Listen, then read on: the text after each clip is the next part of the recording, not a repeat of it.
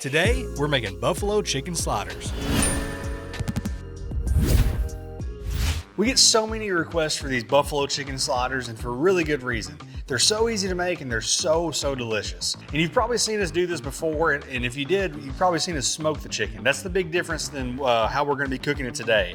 Today we're gonna be doing it in the oven. You can do it in the smoker, and I really like adding that smoke flavor, but that's enough talking, so let's get into it. So naturally, we wanna start with the step that takes the longest, and that's gonna be cooking the chicken. And for me, I wanna take it a step further. I wanna add a lot of flavor to that chicken by marinating it. I'm gonna use Allegro original marinade today. Probably my favorite for this is Allegro's honey garlic, because you're gonna have a little bit of sweetness that really balances out with the heat from the buffalo sauce. This is in no way a spicy recipe, but it still has a lot of contrast. So I'm gonna add a little bit of that. I've got boneless, skinless chicken thighs here, and we're gonna let them marinate at least for a couple hours if you can. But I understand if you get impatient like I do sometimes. But we've got that marinated, so we're gonna put this in the fridge now.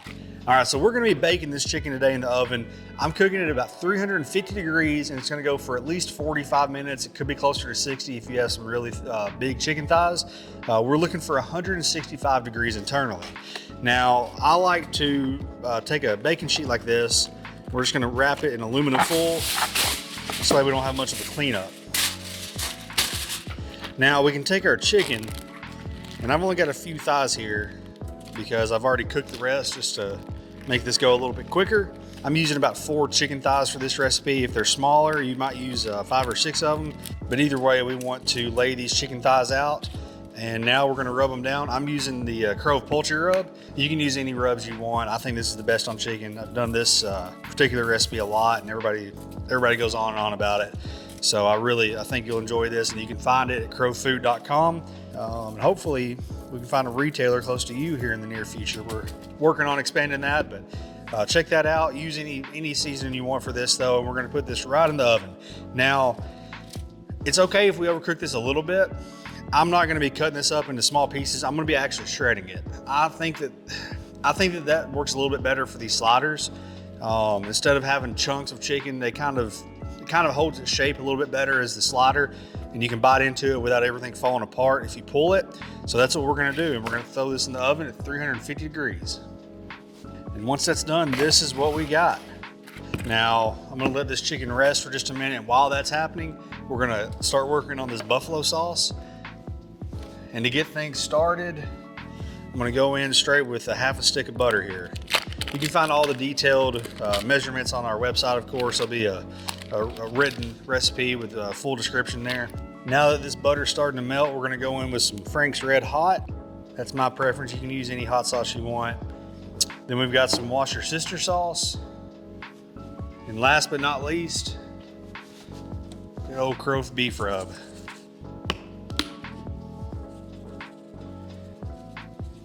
So that's it for this buffalo sauce. We're gonna let this slowly simmer for a few minutes while we're shredding the chicken, but you can really alter this sauce a little bit as well. My wife loves it. I'll add some honey and brown sugar. She doesn't like it to be too spicy. And this really isn't very spicy at all. Now we're just gonna take a fork to this chicken and start pulling it apart and shredding it like so. Again, adding that smoky flavor by doing this in the smoker adds an extra level of taste to this, and I do prefer that, but it's not always as easy and convenient. So this is a great alternative to that. And what you will find is, although this is boneless, skinless chicken thighs, you'll still get some crispy edges sometimes like that. I'll pull that to the side. You know, you don't want to get a big bite of that where it's a lot harder, and it's just not worth adding to it, in my opinion. We're gonna get all this shredded, and then we're gonna toss it in this sauce. Now we're gonna take that chicken, put it in a bowl so it's easy for us to mix. We're adding a little bit of this hot sauce, or this buffalo sauce at a time. I don't want it to overdo it. Some people just have more buffalo sauce than anything else, and it kind of takes away from it, if you ask me. But we want enough where it's a focal point. You can taste it, but it's not overpowering the other flavors that are in that marinated chicken. Honestly, that's plenty for me.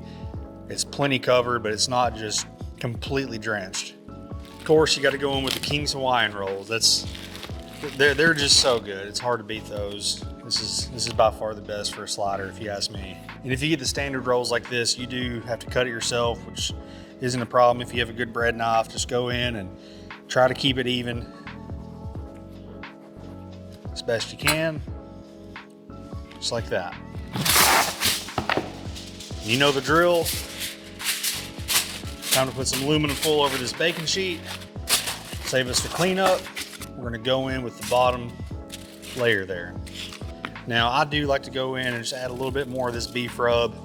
Now I've made up some ranch. I highly recommend using some good ranch dressing for this. Of course, you don't have to use ranch. You don't have to use blue cheese for this. It's fine by itself. It makes it for me. So make some good homemade ranch. Just use some of the Hidden Valley packets. That's what I typically do. I'll spice it up with some beef rub and maybe some lemon juice. And then the last ingredient we haven't talked about, I'm using some pepper jack cheese. You can use cheddar. You can use some Colby Jack. You don't have to have cheese. I think it's great. And again, it goes into, I've mentioned this a few times now.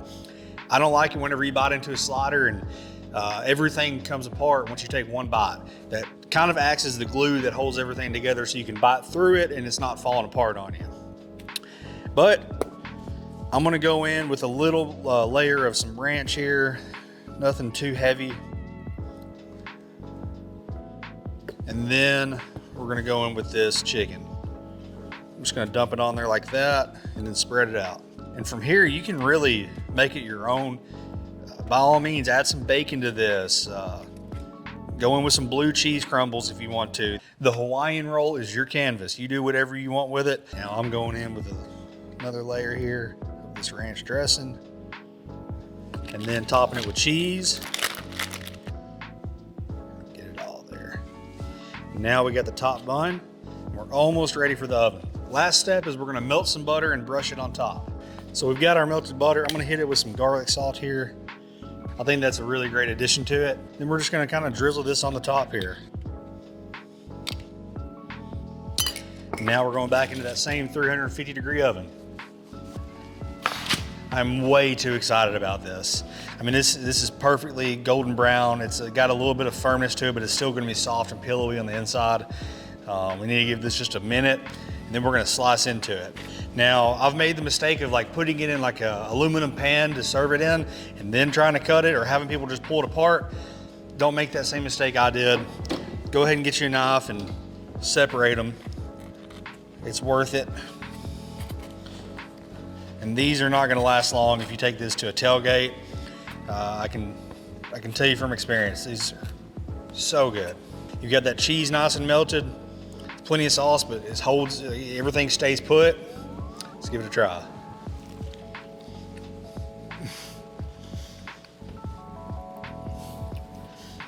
I could eat this entire thing by myself, and I just might do it. The full recipe can be found at crowfood.com, along with our rubs, merchandise, and dozens of other great recipes. Be sure to subscribe to our YouTube channel, and as always, thanks for watching.